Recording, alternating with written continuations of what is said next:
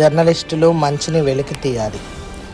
జర్నలిస్టులు ప్రజల సమస్యలతో పాటు మంచిని పత్రికల ద్వారా ప్రజల్లోకి తీసుకెళ్లాలని సీనియర్ సివిల్ న్యాయమూర్తి శ్రీదేవి అన్నారు. ఆర్మూర్ పట్టణంలోని ప్రెస్ క్లబ్లో సోమవారం నవనాథపురం ప్రెస్ క్లబ్ అధ్యక్షుడు మంచిర్యాల నరేందర్ ఆధ్వర్యంలో జర్నలిస్టుల ప్రతిభా పురస్కారాల ప్రధానోత్సవ కార్యక్రమంలో ముఖ్య అతిథిగా పాల్గొని మాట్లాడారు.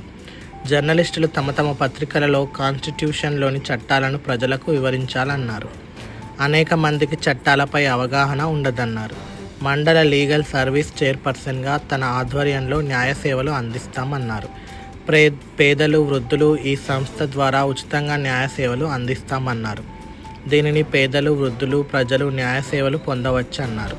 వచ్చే నెల 14వ తేదీన ఆర్మూర్ కోర్టు ఆవరణలో మెగా లోక్ అదాలత్ను నిర్వహిస్తున్నట్లు చెప్పారు.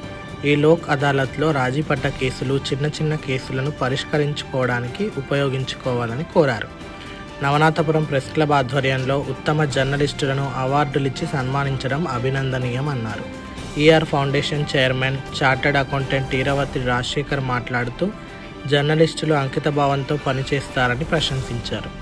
వారి కోసం తమ ఫౌండేషన్ ద్వారా ప్రమాద బీమా ఇన్సూరెన్స్ను చేయించడం జరిగిందన్నారు. రాబోయే రోజులలో జర్నలిస్టు మిత్రులకు అండగా ఉంటారని చెప్పారు. తన తండ్రి ఆశయాల మేరకు విద్యా, వైద్యంలో పేద ప్రజలకు అండగా ఉండడం కోసం తన వంతుగా ఫౌండేషన్ ద్వారా సహాయ సహకారాలు అందిస్తున్నట్లు చెప్పారు. పేదలకు మంచి విద్యా, వైద్యం అందించాలనే లక్ష్యంతో పనిచేస్తున్నట్లు చెప్పారు. చక్కటి వార్తలు రాసి సమాజానికి ఉపయోగపడే వార్తలు రాసిన జర్నలిస్టులను సన్మానించుకోవడం మంచి కార్యక్రమం అని ప్రశంసించారు. ముఖ్య అతిథులుగా వచ్చిన సీనియర్ సివిల్ న్యాయమూర్తి Sridevi, ER foundation chairman Eravati రాజశేఖర్ను శాలువా మెమెంటోతో సన్మానించారు. ఉత్తమ విలేకరిగా ప్రథమ బహుమతి సాత్పుతే శ్రీనివాస్, ద్వితీయ ఉత్తమ విలేకరిగా కోడె మనోహర్, తృతీయ ఉత్తమ విలేకరిగా గోలి పురుషోత్తం, కన్సలేషన్ అవార్డు షికారి శ్రీనివాస్, మేకల దినేష్లు ఎంపిక కాగా శాలువా అవార్డులతో న్యాయమూర్తి శ్రీదేవి చేతుల మీదుగా అందజేశారు. ఈ కార్యక్రమంలో ఫౌండేషన్ సభ్యులు రాంప్రసాద్, కొండి రామచందర్, చందు, TUWJ IJU జిల్లా ఉపాధ్యక్షుడు సంజీవ్, నవనాథపురం ప్రెస్ క్లబ్ ఉపాధ్యక్షుడు వినోద్, ప్రధాన కార్యదర్శి మహేష్, కోశాధికారి గోజూరు మహిపాల్, సంయుక్త కార్యదర్శులు రాజేందర్, దినేష్, సాంస్కృతిక కార్యదర్శి సూరిబాబు, జర్నలిస్టులు సాత్పుతే శ్రీనివాస్, గంధం చిరంజీవి, గణేష్ గౌడ్, శ్రావణ్, ఏష్వాని నితీష్, విన్సెంట్, ఇట్టేడి మోహన్ రెడ్డి, చరణ్ గౌడ్, అజీం అశోక్, గాలి పురుషోత్తం, గంగా మోహన్, షికారి శ్రీనివాస్, సామ సురేష్, బారడ్ గణేష్, గట్టడి అరుణ్, లిక్కి శ్రావణ్, ముఖేష్, పోహార్ కిరణ్ మొమెంటోలతో సన్మానించారు.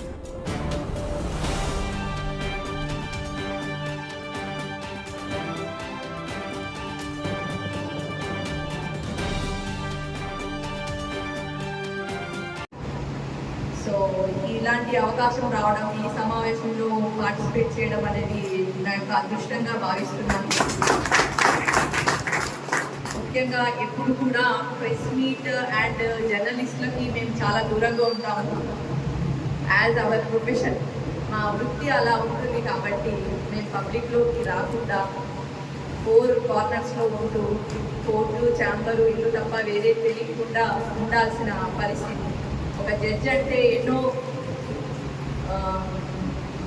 ఎన్నో విషయాల్లో చాలా జాగ్రత్తగా ఉంటూ ప్రవర్తించాల్సిన అవసరం ఉంటుంది.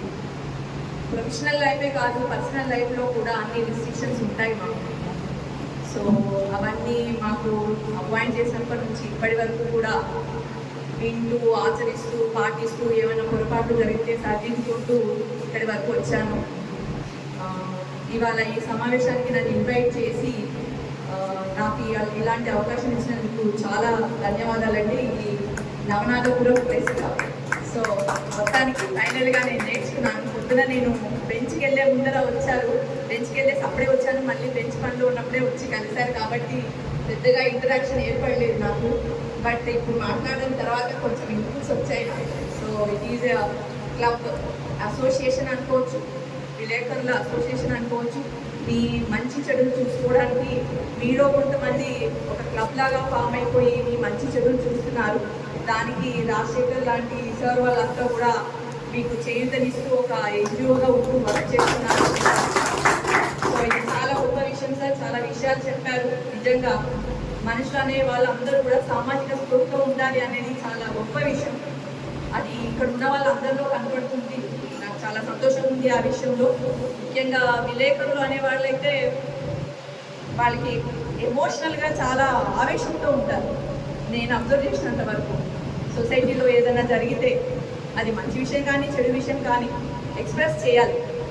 అంటే మరి freedom of speech and expression అనేది కదా మన కాన్స్టిట్యూషన్ చెప్తోంది. మేము ఇంప్లిమెంట్ చేయలేకపోవచ్చు చాలాసార్లు, but as journalist you have that freedom. ఏదైనా ఎక్స్ప్రెస్ చేసే అవకాశం ఉంది.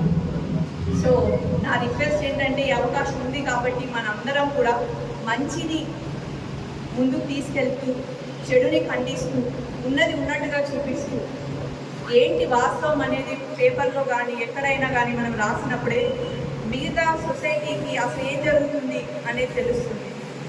సో ఆ దిశగా మీ అందరూ ప్రయత్నం చేయాలని నేను కోరుకుంటున్నాను. ఈ యొక్క సమతావాదంతో ముందుకెళ్తున్నాం మేడం.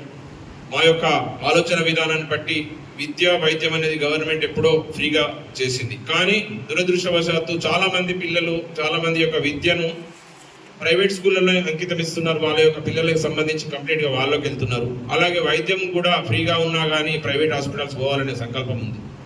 కానీ కొంతమంది మహనీయులు మాత్రం వారి యొక్క పిల్లల్ని మంచి స్కాలర్స్ మంచి ఇంటలెక్చువల్స్ అయినటువంటి స్కూల్లో ఉన్నటువంటి అటువంటి మంచి ఉపాధ్యాయుల దగ్గర చదివించాలనే ఒక ఆలోచన ఉంది.